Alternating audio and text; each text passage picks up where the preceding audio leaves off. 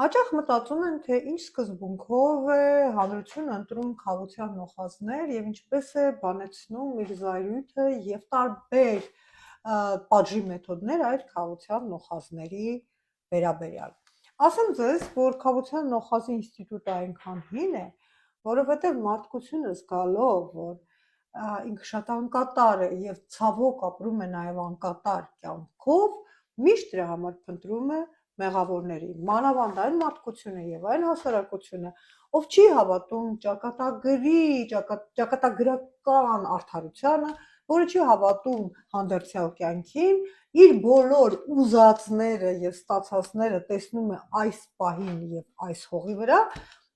այդ հասարակությունը շատ նյարդային է, շատ պահանջկոտ է եւ այդ հասարակությունը որպես կանոն աղքատ է, գիտեք ինչու, որովհետեւ այդ վարկանական պահանջկոտությունը նաղդի այդ փիլիսոփայությունը մարդուն ստիպում է, որ ինքը անընդհատ բախտ փնտրի, ընդ որում այդ բախտը փնտրի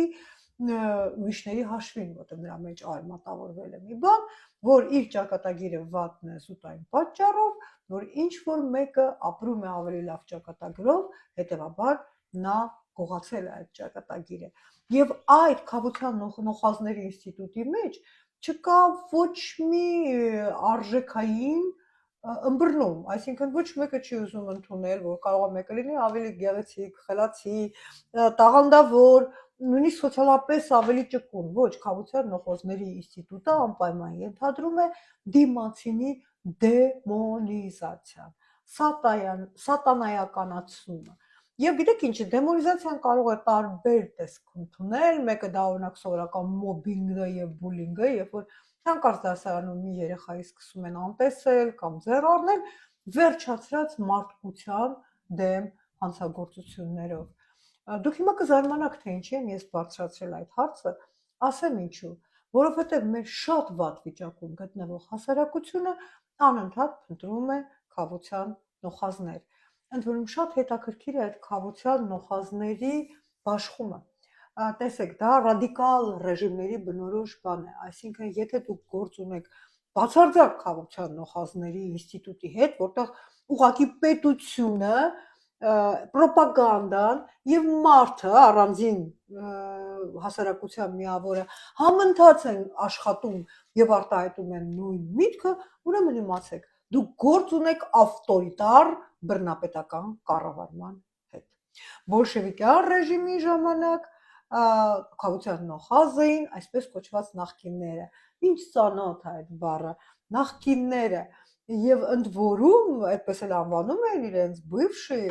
այդ նախկին գեներալները, նախկին ուսուցիչները եւ առավելագույնս նախկին կրոնական գործիչները։ Բոլոր ռադիկալ ռեժիմները առաջին հերթին հարձակում են գործում ինչի վրա,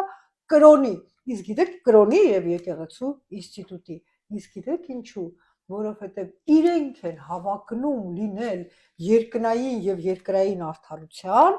միակ բաշխողը, այսպես կոչված դիստրիբյուտորը, առատաձեռն դիստրիբյուտորը։ Իրենք մտադիր էին այդ երկնային առաքելությունը բաշխել հավատարիմ ծառայության համար, ինչ նման է, չէ՞, այդ հավակնությունները աստվածային հավակնություններին, եւ հավասարապես թե բոլշևիզմը օրինակ իբրև ռադիկալ ռեժիմ, եւ թե ֆաշիզմը իբրև ռադիկալ ռեժիմ ինստիտուցիոնալ հարձակում են գործում եկեղեցու եւ կրոնի վրա։ Ուշադիր եղեք, երեխեք, կարող է լինի փիլիսոփայական հարձակում, հոգեվոր հարձակում, հոգեբանական հարձակում, դա լրիվ ուրիշ բան է, դա անհատի պայքարն է ինչ որ մի ինստիտուտի դեմ։ Խոսքը գնում է ինստիտուցիոնալ հարձակման մասին, երբ որ վանականներին բանտարկում են, գցում են բանտերը, նրանց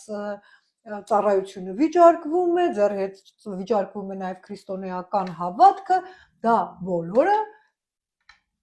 կազմակերպված քաղաքական նոխազության դերակատարումն է, որը միշտ ասում եմ, ընթանում է համընթաց իշխանություն կամ կատարներ եւ պրոպագանդա, իսկ պրոպագանդայի ուժը առաջին ովքեր հայտնագործել այդպես շատ ողջ թափով, դե իհարկե կոմունիստները եւ բոլշևիկները եւ ֆաշիստները, այդ բոլշևիկ ֆաշիզմ ալյանսը այնքան տեղերում է նման, սկսած մարշերից վերջացած հասարակ լինելու միտումով, որ ուղղակի այդ ալյանսը այլևս պատմական կոնտեքստում չի վիճարկվում։ Քավության նոխազները որպես կանոն դեմոնիզացվում են, ասում են, բոլշևիկյան ռեժիմում սոցիալական հիմքի վրա, իսկ նացիստական ռեժիմներում ռասայական հիմքի վրա։ Երբ որ ավտորիտարիզմը գեղական է, այսինքն երբ որ չես հասկանում ում հետ գործ ունես, ապա ավտորիտարիզմը գյուղական մասշտաբի պրովինցիալ, մի քիչ վերցնում է ֆաշիզմից, մի քիչ վերցնում է բոլշևիզմից եւ արդյունքում ինչ է ստացվում։ Արդյունքում ստացվում է այն, որ մի անգամից հարձակվում են նախկինների վրա, այսինքն նախկին պետական պաշտոնյաների, հարձակվում են կրոնի վրա, դա պարտադիր է բոլոր հեղափոխական մտածողությունների համար, որովհետև չի կարող լինել ավելի լավ գաղափար, քան այն գաղափարը, որ ներկայացնում է ներկայիս իշխանությունը։ Բոլշևիկների համար դա կոմունիզմն էր, ֆաշիստների համար դա միասնական Գերմանիայի գաղափարն էր, մեր համար դա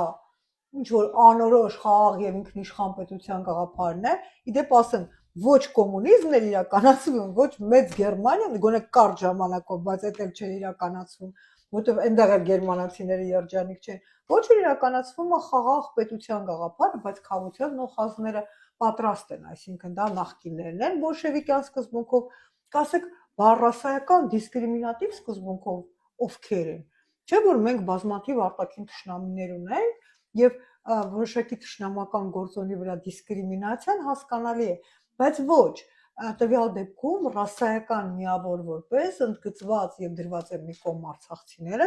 որովհետեւ քաղաքական ռոպագանդան, այն ինչ որ մենք տեսնում ենք սոցիալական ցանցում, նացիզմից, ֆաշիզմից վերցնում է դեմոնիզացումը այն միավորի, որոնց հռչակում են այլ ազգի, ոչ հայկական, ոչ օտարացի, կարճ ասած։ Եվ այդ կեղծ քավության նոխազները բերում են նրան, որ մարդկանց հանում են, ես ձեզ ասեմ, Հիտլերը, կասեք ինչ համեմատություններ են, բայց ասեմ, ամեն մեկը Հիտլեր է իր ունեցած կարողությունների չափով։ Հիտլերը հայտարարել է, որ երբ որ ես գամ իշխանության, ես ուզում եմ տեսնել այն պատկերը, որ հրեաները կախված են սյուներից եւ այնտեղ են մնում այնքան մինչեւ հոտ գա։ Եվ դրանով հանդերձ հրեաները չէին ուզում լքել Գերմանիան։ Գիտեք ինչի, որովհետև իրենք զգում էին այդ ազգաբնակչության մաս եւ այդ երկրի քաղաքացի։ Զարմանալիորեն փոքր են այդ թվերը։ Հիմա, երբ որ մենք նայում ենք մեր արտագաղթի տեմպերին եւ բնույթին, մենք հասկանում ենք, որ շուտով քավության նոխազները կվերջանան, որովհետև թե արցախցիները, թե նախկինները կարող է դուրս գան դաշտից, այն ժամանակ դուք կունենաք նոր քավության նոխազներ, որովհետև իմացեք, ռադիկալ ռեժիմները չեն հանգստանա, մինչև որ չհասնեն իրենց ապա բարոյականացման բանը գերագույն կետի։ Այսօր վանականները, վաղը նախկինները, մյուս օրը արցախցիները, չորրորդ օրը կլինի ինչ որ այլ մեկը, եւ այդ մեկը կարող ես դու լինել։